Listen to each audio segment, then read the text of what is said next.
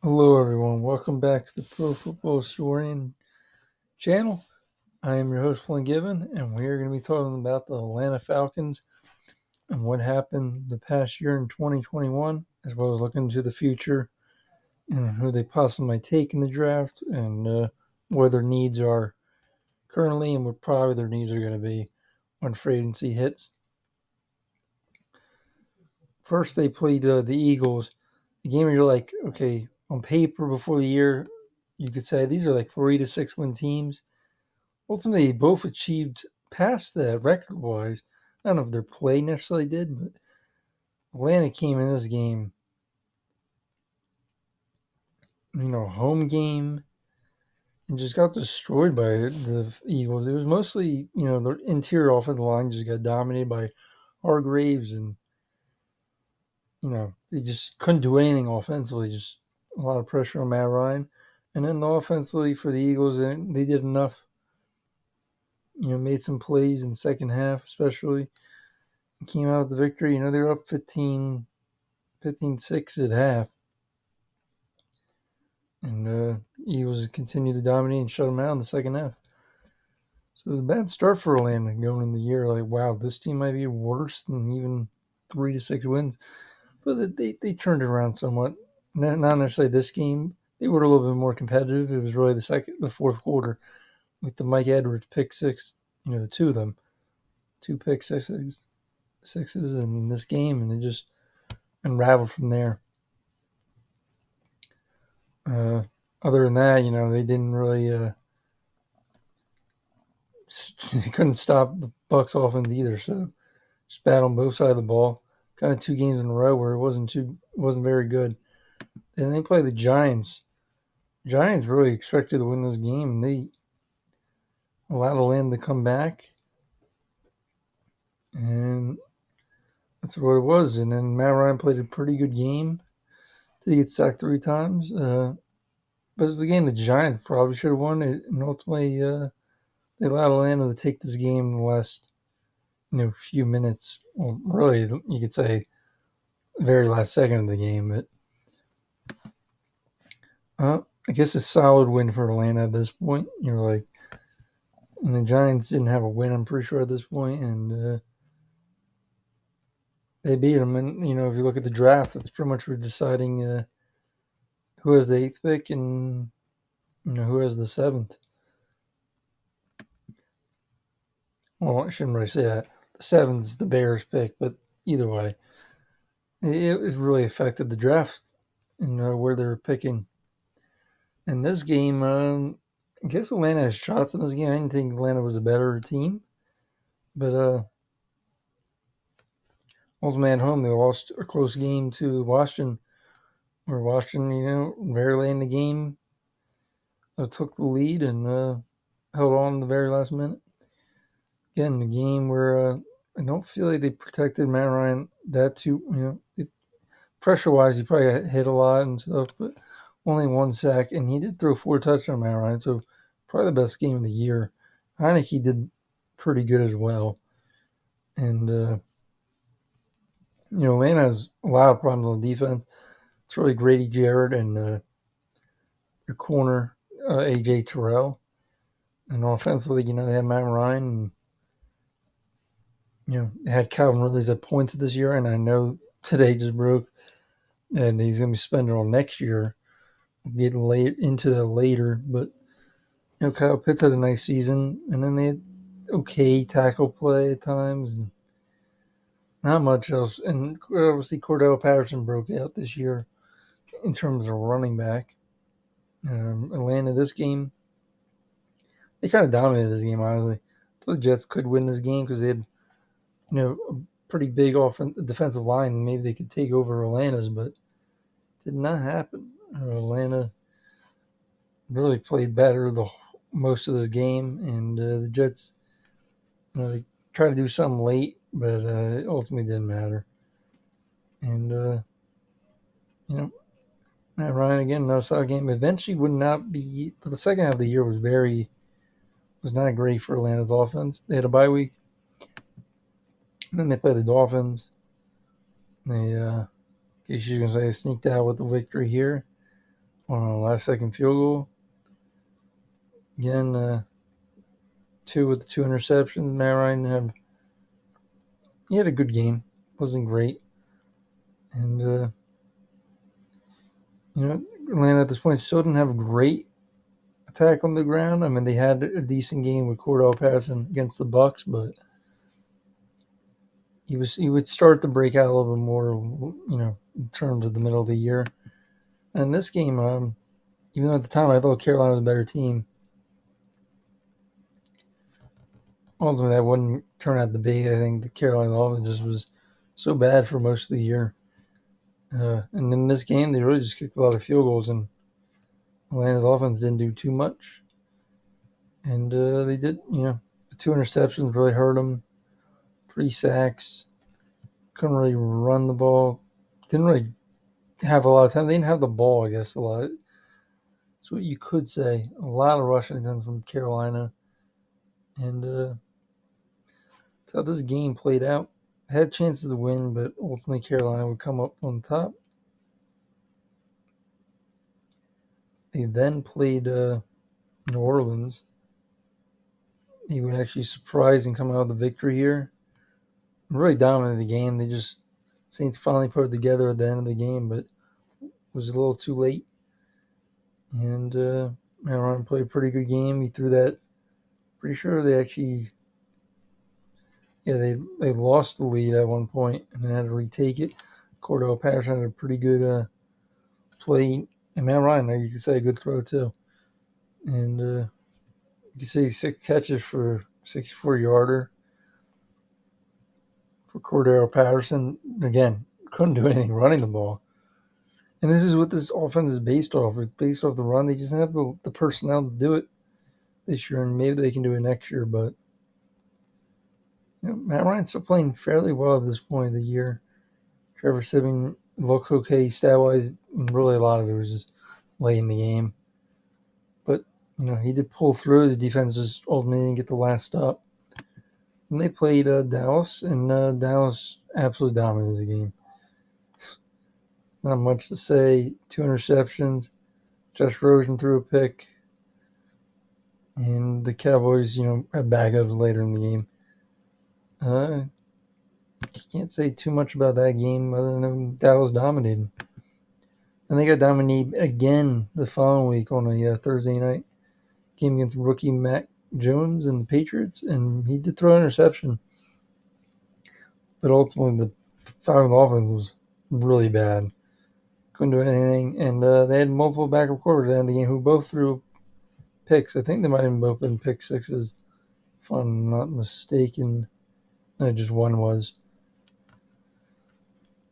Again, back-to-back game where this was Matt Ryan just started to struggle. You could say it's the offense, could have been him, but they didn't play one of the worst teams, if not the worst team in the league, and won a 7-point game. And a lot of points actually for Jacksonville did come a little later. It was a 21-3 game.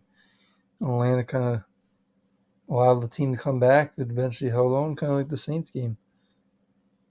See, Matt Ryan threw 1 touchdown.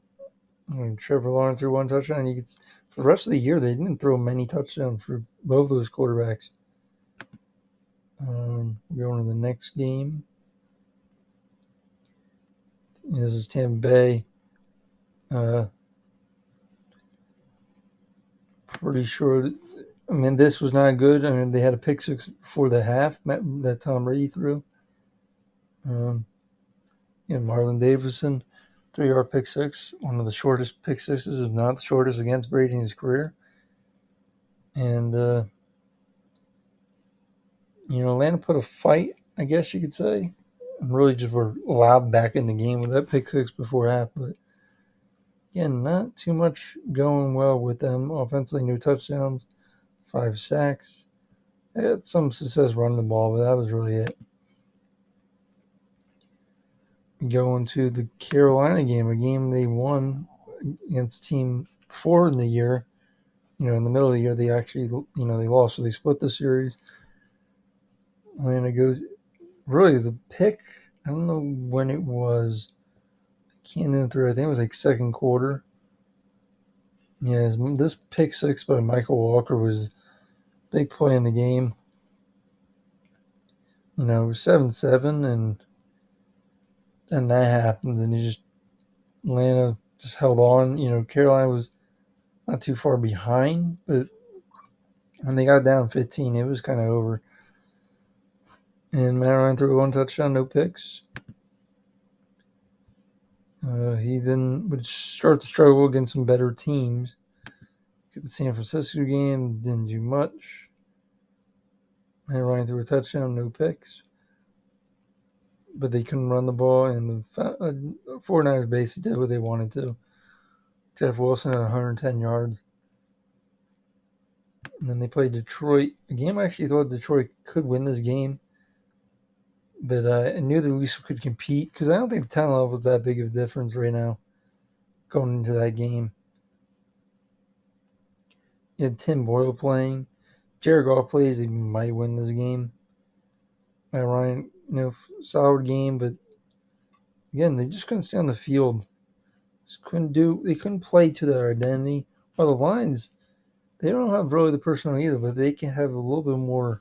They have the offensive line, they have some running backs, and they can, run the ball with some success.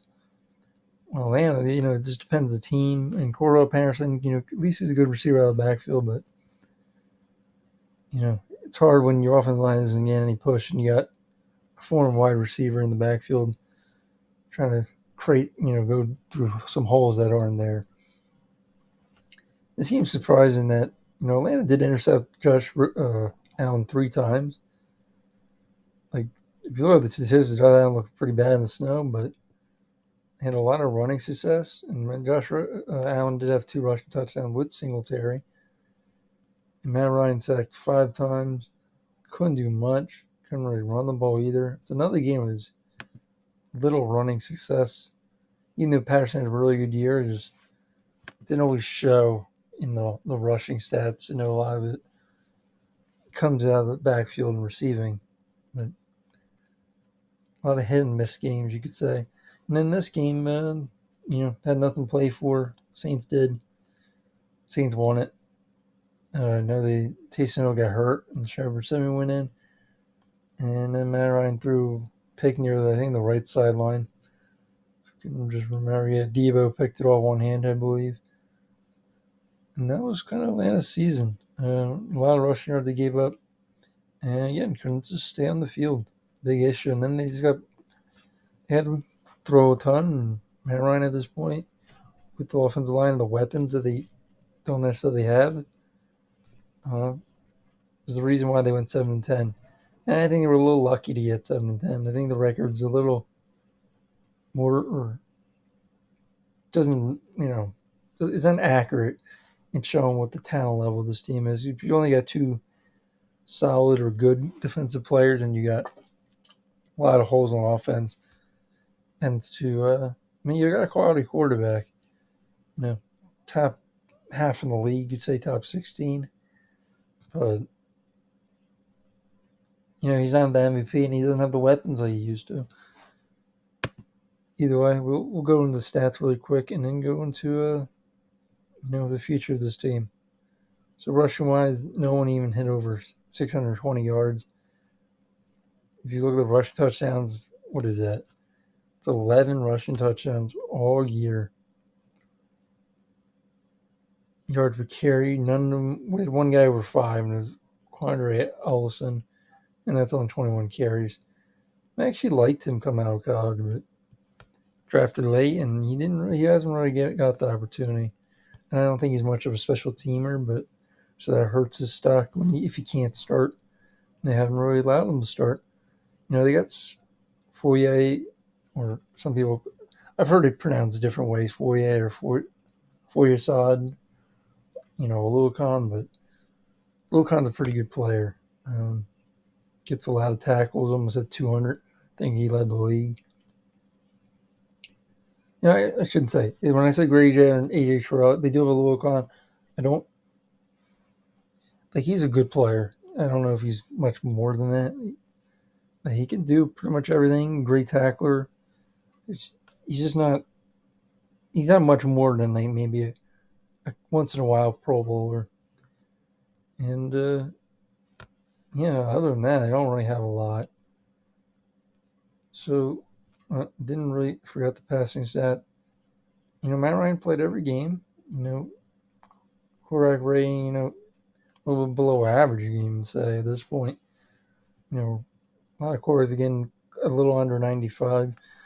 So get barely above 90. Not great. It's not one of his best years, but it wasn't on a great team. Let's move on the mock drafts. This mock draft actually has Malik Willis going to him. I don't see him going in the top 10, but if I'm going to see a guy go in the top 10, it's usually going to be a quarterback with a lot of great traits, and Malik Willis has that. So I wouldn't honestly complain if they did do it. I just don't see them doing it. And I don't see really a quarterback going to the top 10. But he would be the guy. If I'm, running an NFL team, I would probably go with Malik Willis. Even though, again, I haven't fully broke down these players. I've looked up, what they can do highlight wise. But yeah, if they pick, could they get another corner and get a great corner tandem? I doubt that's going to be what to do, but could. Now Calvin Ridley out for the year. They definitely need receivers. They need receivers last year, especially when he was had a mental illness and wasn't playing. But Gage can't be your number one, I don't know if he really should be your number two. So they really need help. Zacchaeus, he's a decent. If he was a fourth or fifth, that's a decent option, but not your third. They need another two receivers really.